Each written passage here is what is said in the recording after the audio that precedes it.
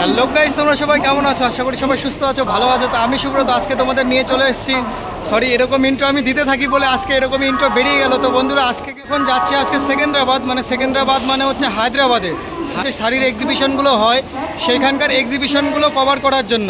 তো আজকে আমি যাচ্ছি তোমাদেরকে নিয়ে সেকেন্দ্রাবাদে, এবং সেকেন্দ্রাবাদে কি করে যাচ্ছি আমরা আর কোন ট্রেনে করে যাচ্ছি সবই তোমাদের সাথে শেয়ার করব, ঠিক আছে? আশা করি ভিডিওটি তোমাদের ভালো লাগবে, কারণ এর আগে চ্যানেলে দেখেছে শুধুমাত্র শাড়ির ভিডিও। তো এই প্রথমবার তোমাদেরকে মানে ট্রাভেলিং ভিডিও মানে শ্যুট করছি এই প্রথমবার, জানি না কেমন কি হবে না হবে। তো আশা করছি তোমরা সাপোর্ট করবে, ভালোবাসা দেবে। তো এইভাবে আমরা এগিয়ে যাবো। যারা নতুন এসছো চ্যানেলটিকে অবশ্যই সাবস্ক্রাইব করে বেল আইকনটি বাজিয়ে নিও।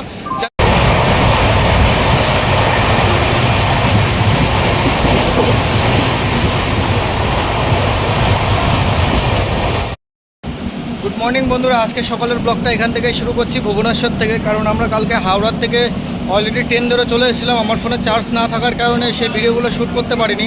তো যাই হোক, দেখতে পাচ্ছ এই যে আমরা রয়েছি এখন ভুবনেশ্বর স্টেশনে, আর এখান থেকে ট্রেন ধরবো। আমাদের ট্রেন হচ্ছে 8:25-এর, এখান থেকে বিশাখাপত্তনমে।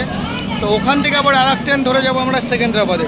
তো চলো এবার আস্তে আস্তে ট্রেনের দিকে মানে স্টেশনের নিচের দিকে যাওয়া যাক, কারণ নিচে একটু পরে আমাদের ট্রেন আসতে চলেছে, ঠিক আছে? বাকি তোমাদের স্টেশনটা আমি একবার ভালো করে দেখিয়ে দিই। প্রত্যেকটা কিন্তু ফ্লাইওভারের নিচে যতগুলো স্টেশন আছে সব কটার নিচে কিন্তু হচ্ছে লিফট পেয়ে যাচ্ছে।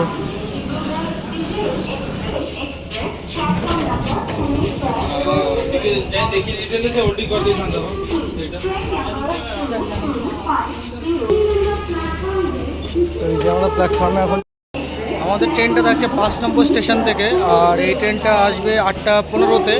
তো 8:15-এর মধ্যে আমাদের ট্রেন এখান থেকে চলে আসলে দুপুর 3টের দিকে আমাকে নামিয়ে দেবে বিশাখাপত্তনমে। তো ওখান থেকে আমাদের বাকি ডেস্টিনেশনটা যাওয়া হবে।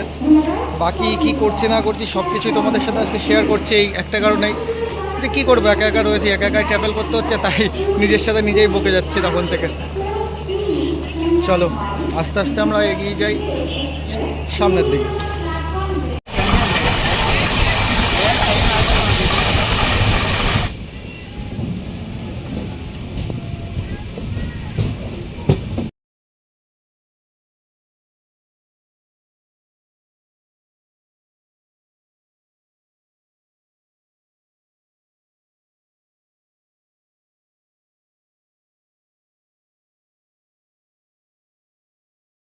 তো বন্ধুরা, আমরা কিন্তু ফাইনালি বিশাখাপত্তনমে চলে এসেছি। আর এইখানে এসে জাস্ট এই লুকটা জাস্ট দেখো। আমি জানি না তোমরা দেখতে পাচ্ছ কি না পাচ্ছ, পেছনে ট্রেন থেকে এত সুন্দর লাগছিল না, যে মানে বৃষ্টি পড়ছে ঝিরিঝিরি, আর ওপর দিয়ে কুয়াশা, আর উপরে এরকমভাবে পাহাড়। দাঁড়াও তোমাদের দেখা। তো এই যে দেখতে পাচ্ছ, এটা কিন্তু সম্পূর্ণ বিশাখাপত্তনম স্টেশন। আর এই যে পেছন দিয়ে দেখো, এখানে ক্যামেরাতে বুঝতে পারছো কিনা জানি না, কিন্তু সামনাসামনি দেখলে খুবই একটা সৌন্দর্যের দৃশ্য। এরকম স্টেশন আমি আমার লাইফে খুব কমই দেখেছি, মানে বিশাখাপত্তনমের মতন এরকম স্টেশন দেখিনি, যে স্টেশনের সাথেই গায়ে গা লাগিয়ে এত সুন্দর এত বড় বড় পাহাড় রয়েছে, আর পাহাড়ের গা দিয়ে বয়ে আসছে ছোট্ট ছোট্ট নদী, আর তার মাঝখান দিয়ে রয়েছে ঘরবাড়ি।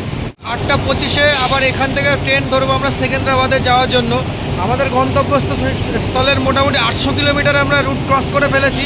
বাকি যে 800 কিলোমিটারটা রয়েছে সেই 800 কিলোমিটার আমরা একটা ট্রেনে কমপ্লিট করে দেবো, আর সেটা ট্রেন হচ্ছে 8:30 রাত্রেবেলায়।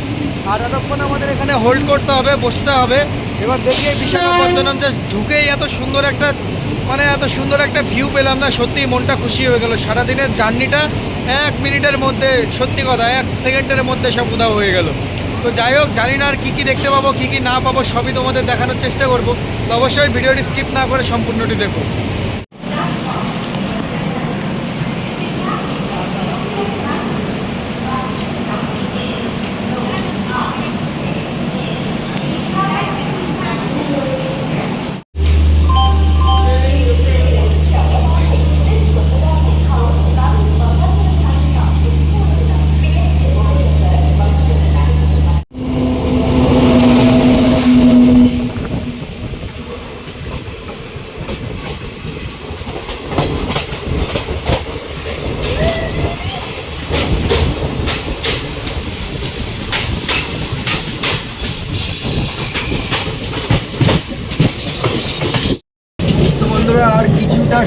অপেক্ষা, তাহলেই আমরা পৌঁছে যাবো সেকেন্দ্রাবাদ। আর 10 কিলোমিটার বাকি রয়েছে আমাদের সেকেন্দ্রাবাদ পৌঁছাতে।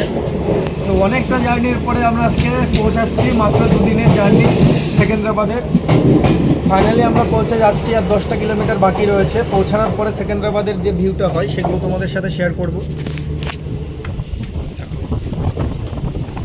এখন কিন্তু ট্রেনটা আসতেই চলছে, কারণ এই পাশ দিয়ে এখন ক্রসিং হবে, কারণ প্ল্যাটফর্ম সামনে রয়েছে, তো সেই কারণে।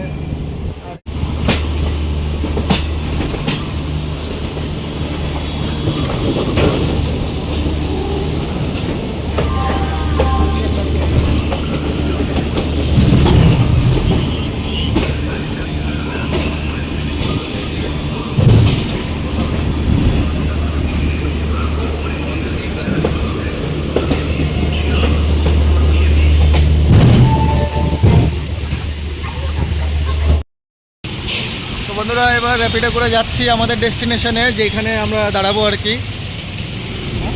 আপকো নেই, আপ চালিয়ে। এখান থেকে 6 কিলোমিটার যেতে হবে আমাদের এই র্যাপিডো করে। এবার দেখতে পাচ্ছ লাগেজ ফাগেজ নিয়ে একদম সব কিছু প্রপার হয়ে যাচ্ছে এবার। মানে এই 2 দিন জার্নি করার পরে যখন এবার বাইকে বসলাম, একটু শান্তি লাগলো মনে, সত্যি বলছি। এতক্ষণ সত্যি একদম অশান্তি ছিল মনের ভেতরে। চলো তোমাদের ঘুরতে ঘুরতে দেখাতে দেখাতে যাই।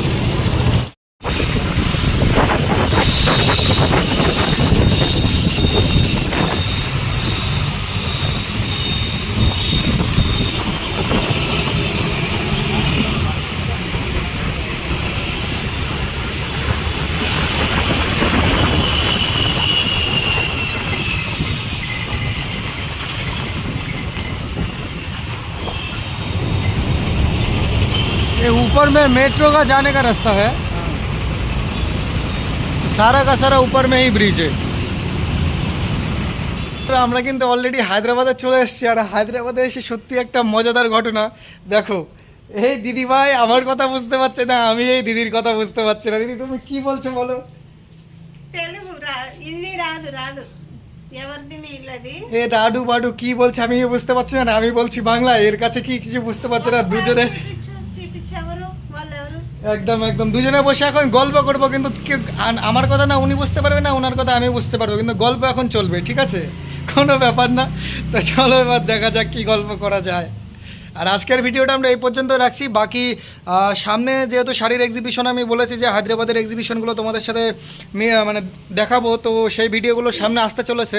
যারা চ্যানেল এসছো, চ্যানেলটা নতুনটিকে ఊళ్ళన్నీ తిరగాలి ఇంకా তেরিগালিঙা ఖమ్మం అంటుంది వరంగల్ అంటుంది ఎక్కడ కాకినాడ అంట కాకినాడ కూడా వెళ్ళాలా ఏం చెప్పింది ఎన్ని ఊళ్ళు వెళ్ళాలి ఊరు ఊరికి తిరగాలి ఇంకా ఎగ్జిబిషన్ ఎక్కడుంటే అక్కడ కదా exhibition exhibition sari exhibition, Warangal Warangal, Khammam Khammam, ఇంకా ఏలూరు ఏలూరు అంట 4-5 जगह एग्जीबिशन होता है। విజయవాడ विजयवाड़ा, विशाखापट्टनम। విశాఖపట్నం हाँ, तो ये बोल रहे हैं, मुझे थोड़ा थोड़ा समझ में आ रहा है, मुझे भी 5-6 जगह एग्जीबिशन होता है, तो यही बात मेरे को बोल रहे हैं। तो चलिए আমিও আপনাদের সাথে এখন হিন্দি বলা শুরু করে দিয়েছি। তো যাই হোক, হিন্দিটা বড় কথা না, ভাষাটা কোনো ম্যাটার না, বাকি মনের কথা সবাই সবাই বুঝতে পারলেই হবে। তো চলুন আজকের ভিডিওটা এই পর্যন্ত রাখছি, দেখা হবে আর একটা নেক্সট ব্লগে। আর শাড়ির ভিডিও আসতে চলেছে, অবশ্যই চ্যানেলটি সাবস্ক্রাইবটা করে রাখবেন। চলুন, টাটা, বাই বাই।